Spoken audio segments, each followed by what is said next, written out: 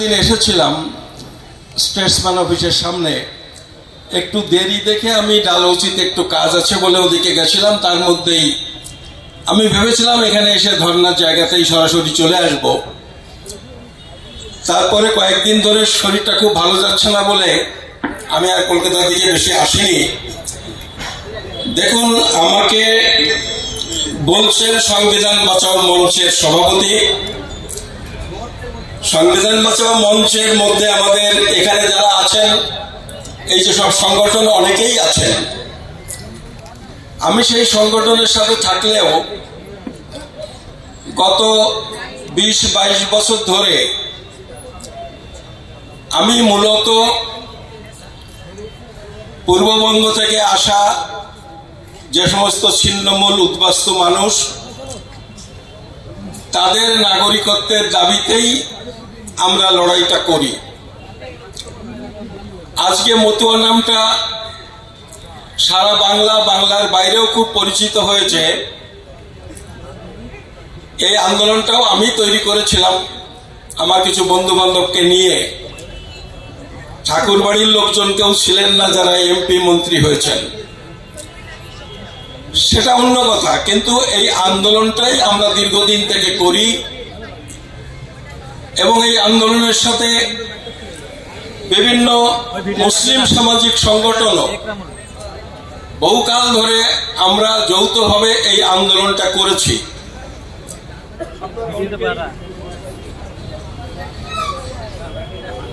না হাত পড়েনি। আমরা অনেকদিন থেকে এই লড়াইটা করছি। আর আজকেও আমি এই ধর্ণা মঞ্চ থেকে বলছি,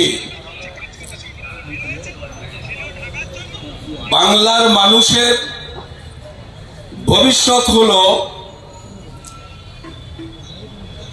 দলিত এবং মুসলিম মানুষের মধ্যে একটা ঐক্য সমঝোতা, একটা রাজনৈতিক বোঝাপড়া। এই রাজনৈতিক বোঝাপড়া ছাড়া বাংলায় দলিত মুসলিমদের যেমন ভবিষ্যৎ নেই, বাংলারও কোনো ভবিষ্যৎ নেই। ফলে আমরা যেখানে যে সংগঠন থেকেই কাজ করি না কেন, আমাদের প্রত্যেকটা কথা, প্রত্যেকটা আন্দোলন, প্রত্যেকটা দাবির অভিমুখ সবসময়ই এই নির্যাতিত, নিপীড়িত, বঞ্চিত মানুষের মধ্যে ঐক্য প্রতিষ্ঠার প্রচেষ্টা যাতে লক্ষণীয় হয়, সেটা আমাদের সবসময় খেয়াল রাখতে হবে। দেখুন, আজকে আমাদের মতো মানুষের বা এই মঞ্চে যারা আছেন, তাদের পক্ষে একটা কঠিন সময় এই অর্থে, আমরা যারা এখানে এসেছি, আপনি দেখবেন এবং দেখছেন, এক অংশের মানুষ তাদের পেছনে ছাপ দেওয়ার চেষ্টা করেন যে তারা বিজেপির দালাল, অন্য একটা অংশ বলার চেষ্টা করেন এরা তৃণমূলের দালাল। এরকম ভাবে আসলে এই অংশের মানুষের একটা ইন্ডিপেন্ডেন্ট লড়াই, একটা স্বাধীন স্বতন্ত্র লড়াই যাতে বিকশিত হতে না পারে, তার জন্যই এক শ্রেণীর মানুষ এইভাবেই এই আন্দোলনকে চিহ্নিত করবার চেষ্টা করে। এই যে অপচেষ্টা, এই অপচেষ্টাকে গুরুত্ব দিলে হবে না। নিজেদের কথা সোচ্চারে সবসময়ই বলতে হবে। এই ব্যাপারে কোনো আপোষ করলে চলবে না, না হলে কোনো নতুন শক্তির উদয় এই রাজ্যে এবং ভারতবর্ষে কখনোই হতে পারে না। এইটা সবসময় খেয়াল রাখতে হবে। দেখুন, এই মুহূর্তে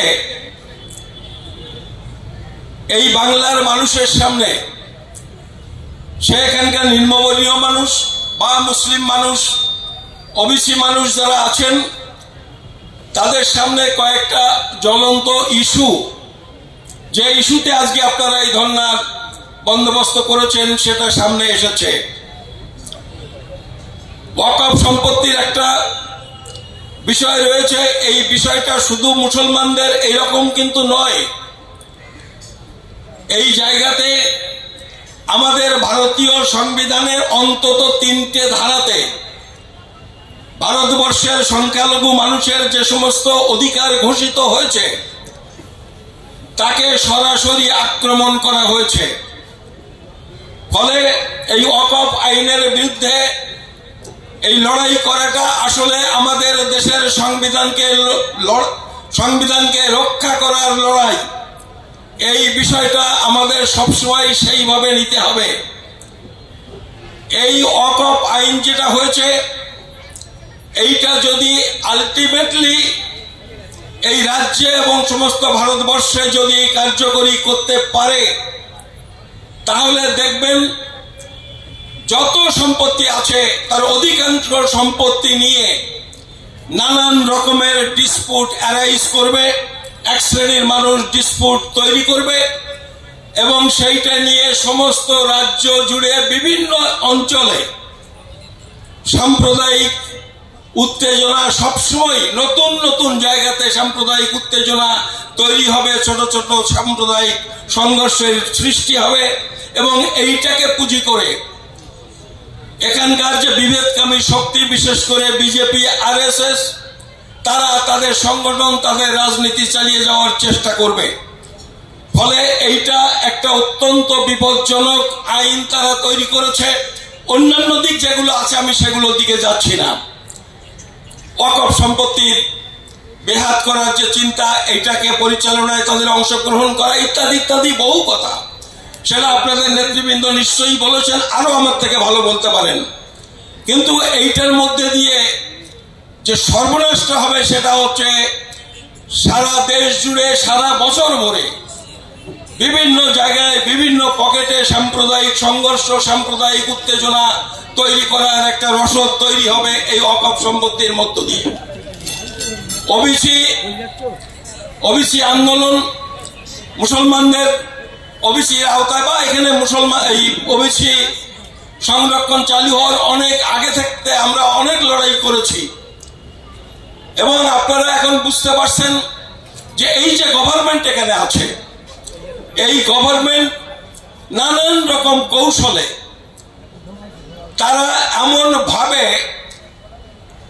এই অধিকার থেকে মুসলমানদের বঞ্চিত করার চেষ্টা করছে, যেটা দেখলে আপাতভাবে অন্যরকম মনে হলো। আমার ধারণা এই গভর্নমেন্ট যারা এখন পশ্চিমবঙ্গে ক্ষমতায় আছে, তৃণমূল কংগ্রেসের নেতৃত্বে এই সরকার, তারা আসলে কোনোভাবেই মুসলমানদের এই অধিকার ভোগ করতে দিতে চায় না। ফলে নানান ভাবে তারা এই ষড়যন্ত্র চালিয়ে যাচ্ছে।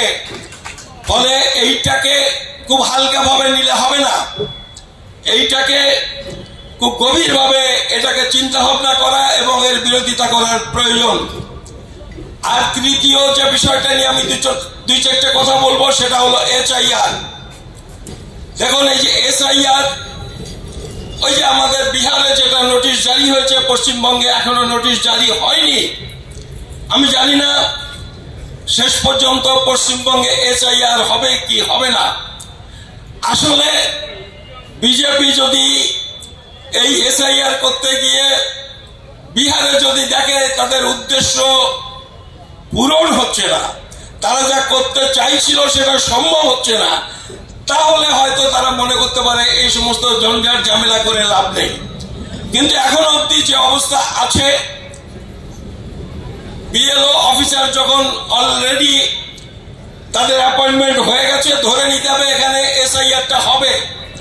এবং এই যে স্পেশাল ইন্টেন্সিভ রিভিশন, ভোটার তালিকায় বিশেষভাবে যাচাই বাছাই করে যে তালিকা তৈরি হবে, এইটাতে বিজেপি বলছে যে তারা এখানকার রোহিঙ্গা, বাংলাদেশ থেকে মুসলমান যারা এসেছেন তাদের তাড়াবে। কিন্তু আপনারাও জানেন, আমরাও যারা বর্ডার এলাকায় বাস করি তারা আমরা জানি যে আসলে পূর্ববঙ্গ থেকে যারা এসেছেন তাদের 99% মানুষ হলো হিন্দু। বাংলাদেশ থেকে যদি মুসলমান কেউ এসে থাকেন, আমরা বর্ডার এলাকায় বাস করি, মসলন্দপুরে বাস করি, আমরা জানি একেবারে গরিব মানুষ, খেটে খাওয়া মানুষ। একটা সময় এখন থেকে 20 বছর আগে কিছু মুসলমান মানুষ আসতেন, কাজকর্ম করতেন, আবার ফিরেও যেতেন। আবার তার মধ্যে হয়তো কেউ কেউ একটা পার্মানেন্ট একটা পানের দোকান, চায়ের দোকান করলে তার থেকে যদি একটা পার্মানেন্ট আয়ের সংস্থান হয়, কেউ কেউ হয়তো থেকে যাওয়ারও চেষ্টা করেছেন, কারণ তারা মনে করেন গরিব মানুষ, বাংলাদেশে ফিরে গিয়ে কি হবে ঠিক নেই, এখানে একটা পার্মানেন্ট ইনকাম সোর্স হয়েছে। এটা কোনো ধর্তব্যের মধ্যে আসে না। আর আমি আপনাদের চ্যালেঞ্জ করে বলছি, এই যে শুভেন্দু বাবুরা যেটা বলছেন, আপনারা জানেন, আমার বলার কিছু নেই। আসলে এগুলো সব অশিক্ষিত মানুষ, এর মধ্যে কোনো ভদ্রতা নেই, কোনো শিক্ষা নেই, যা খুশি তারা তাই করে যাচ্ছে, যেটা রাজনীতির অঙ্গনকে তারা সাংঘাতিকভাবে কলুষিত করছেন। আমি এই যে শক্তি, এই যে বিজেপির নেতারা, তাদের এখান থেকে চ্যালেঞ্জ করে বলছি, বাংলাদেশ থেকে একটা শিক্ষিত পরিবার, একটা মাত্র পরিবার, আমি বলছি একটা শিক্ষিত পরিবার, একটা মধ্যবিত্ত পরিবার যদি বাংলাদেশ থেকে ভারতে এসেছে যদি দেখাতে পারে, আমি উচ্চবিত্ত কথা বাদ দিলাম, একটু শিক্ষিত মধ্যবিত্ত পরিবার, মুসলমান পরিবার বাংলাদেশ থেকে পশ্চিমবঙ্গে এসেছে, একটা পরিবার যদি দেখাতে পারে, তাহলে এইরকম মঞ্চ করে কান ধরে আমি ওঠবস করব। একেবারে গরিব মানুষ, বাসার তাগিদে কিছু মানুষ আসেন, চলে যান। আমি নিজের কথা বলছি, নিজের অভিজ্ঞতার কথা। এখানে যে একজন আসেন, এই গুসাইরা জানেন, মসলন্দপুরে একটা সময় 20 বছর আগে 2-3টে মুসলমান পরিবার রেল লাইনের ধারে ছিলেন। তারা এসে মাসে মাসে আমাদের বাড়িতে কিছু টাকা রেখে যেতেন, 2000-3000, বলতো দাদা এই টাকাটা রেখে দিন। 6 মাস পরে 20,000 টাকা হয়েছে, তখন এটা বলতো দাদা যদি আপনার ওখানে তো আত্মীয় স্বজন আছে, ওই টাকাটা আমার বাড়িতে দিয়ে দিতে বলেন, আর এই টাকাটা আপনি তাকে দিয়ে দিন। সে 10 কাঠা 5 কাঠা 2 কাঠা জমি কিনবে যশোরে। তারা এখানে কাজ করে, কিন্তু এখানে নাগরিকত্ব চায় না, তারা এখানে থাকতে চান না। এবং এই শ্রেণীর লোক এখন আর আসে না। এখানকার এই সমস্ত মানুষ যখন থেকে নাগরিকত্বের প্রশ্ন তুলেছে, তারা অধিকাংশ চলে গেছে। ফলে এই যে অনুপ্রবেশকারী তাড়াবার কথা যারা বলছেন, এরা আসলে ওই যে হিন্দু উদ্বাস্তু যারা এসেছেন, এর জন্য তারা এই বিপদে পড়বেন। আমরা প্রতিদিন 20 জন 25 জন নিয়ে আমাদের সাধ্য মতো মিটিং আমরা করে যাচ্ছি, আমরা বোঝানোর চেষ্টা করছি। কিন্তু এমন একটা পরিস্থিতি তৈরি হয়েছে, মুসলিম বিদ্বেষটা তারা এমন ভাবে ইনজেক্ট করেছে যে কাজটা আগের তুলনায় অনেক কঠিন হয়ে গেছে। তবুও কিন্তু আমরা হাল ছেড়ে দিইনি। আজও আমি বলছি পরিষ্কার, এখানে আপনারা জেনে নিন, ভারতবর্ষের ক্ষেত্রে যে যাই বলুক, ভারতবর্ষের ক্ষেত্রে শুধু আপনার আমার নয়, শুধু মুসলমানের নয়, হিন্দু মুসলমান বাঙালি অবাঙালি প্রত্যেকটা মানুষের জন্য, প্রত্যেকটা মেহনতি মানুষের জন্য ভারতবর্ষের ক্ষেত্রে সব থেকে বড় বিপদ হলো বিজেপি। যে কোনো মূল্যে ভারতের ওই আসন থেকে বিজেপিকে আমাদের হটাতেই হবে। এই ব্যাপারে কোন রকম কোন আপোষ চলবে না। আর আমরা আজকে পশ্চিমবঙ্গের মাটিতে, আজকে এখানকার যারা শাসক শ্রেণী তৃণমূল কংগ্রেস, যে সমস্ত অগণতান্ত্রিক অত্যন্ত অন্যায় ব্যবহার, রাজনৈতিক আন্দোলন যারা করছেন, সামাজিক আন্দোলন যারা করছেন, তারা যা করছে এটা গণতন্ত্র তাদের ছাড়পত্র দেয় না। ফলে এই সরকারকেও আমাদের উচ্ছেদ করবার জন্য আমাদের সর্বাঙ্গীন প্রস্তুতি আমাদের রাখতে হবে। এই সব জায়গায় কোনো আপোষ করলে চলবে না। ফলে ছোট ছোট পার্টি যারা করেন, তারা তো আর তাদের রাজনৈতিক যে লক্ষ্য, সেই লক্ষ্য বন্ধ করতে পারেন না। কিন্তু তারা প্রত্যেকেই রাজনীতি করবেন। রাজনীতি করবার সাথে সাথে ছোট ছোট সংগঠন ঐক্যবদ্ধ হতে হবে এবং সেই রকম একটা সংগঠনের সাথে ঐক্যবদ্ধ হতে হবে যাদের পক্ষে আলটিমেটলি ওই কেন্দ্রের সরকারকে উৎখাত করে যায় পশ্চিমবঙ্গে একটা বিকল্প সরকার গড়া আমাদের পক্ষে সম্ভব হয়। আমি আপনাদের সবাইকে বলছি, এই যে এসআইআর ওরা যে কথা বলছে, আসলে মুসলমানদের কোনো সমস্যা হবে না। আপনারা দেখে নেবেন আপনাদের মধ্যে যার যেটুকু সমস্যা আছে, কারণ 150 কোটি মানুষ যদি ভারতবর্ষে হয় তাহলে 148 কোটি মানুষ হচ্ছেন ভারতীয় ভূমিপুত্র, আর 2 কোটি মানুষ হয়তো বাইরে থেকে এসেছেন। এই 148 কোটি মানুষ যেভাবেই যাক না কেন, সে হিন্দু হন আর মুসলমান হন, কোন সরকারের ক্ষমতা নেই তাদের এখান থেকে বেনাগরিক হিসেবে তাদের পেছনে ছাপ মারতে পারে। ফলে আপনারা আপনাদের জন্য যেমন প্রস্তুতি নেবেন, সেটা হচ্ছে আপনাদের কাগজপত্রগুলো সচেতন ভাবে একটু গুছিয়ে রাখা, কারণ আপনারা তো এদেশেরই লোক। আর সেই সাথে আপনাদের কাছে আবেদন, ওপার বাংলা থেকে যারা এসেছে, দেশের যে আইন আছে সত্যি সেই আইনে তারা আজকে অত্যন্ত বিপদগ্রস্ত। আপনাদেরও তাদের পাশে দাঁড়াতে হবে। তারা অত্যন্ত অভাগা মানুষ, দেশভাগের কারণে তারা ভিটেমাটি ছেড়ে এখানে চলে আসতে বাধ্য হয়েছে। 20 বছর, 30 বছর, 40 বছর এখানে বসবাস করে বাংলাদেশে তাদের আর কোনো শিকড় নেই। ফলে তাদের পেছনে এই দেশের ভূমিপুত্র যারা হিন্দু হন আর মুসলমান হন, তাদেরও একটা কর্তব্য আছে তাদের পাশে দাঁড়ানো। এবং এই প্রক্রিয়াতে আজকের যে ভারতবর্ষের আইন যা আছে, এই আইন অত্যন্ত কঠিন এবং অন্যায় আইন তৈরি হয়ে আছে। আমি নাগরিকত্ব আইনের কথা বলছি। এই আইনকে পরিবর্তন করতে হবে। আমরা ডাক দিয়েছি যে একটা নতুন আইন তৈরি করো। বর্তমান ভারতে যত মানুষ, প্রত্যেকটা ভারতীয় নাগরিক ঘোষণা করে একটা নতুন আইন তৈরি হোক, তাতে এখানকার ভূমিপুত্র যারা, তাদের কাগজপত্র তৈরি করা, কাগজপত্র সংগ্রহ করার সমস্যা যেমন মিটবে, বাংলাদেশ থেকে যারা এসেছেন সেই সমস্ত মানুষেরও নাগরিকত্ব সমস্যার সমাধান হবে। এই কথাগুলো বলে আপনাদের সবাইকে নমস্কার, ভালোবাসা জানিয়ে আমার বক্তব্য শেষ করছি। আপনারা সবাই ভালো থাকুন।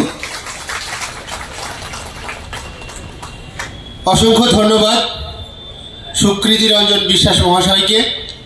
উনি আমাদের বাংলার একজন অন্যতম মানবাধিকার সংগঠক। এবার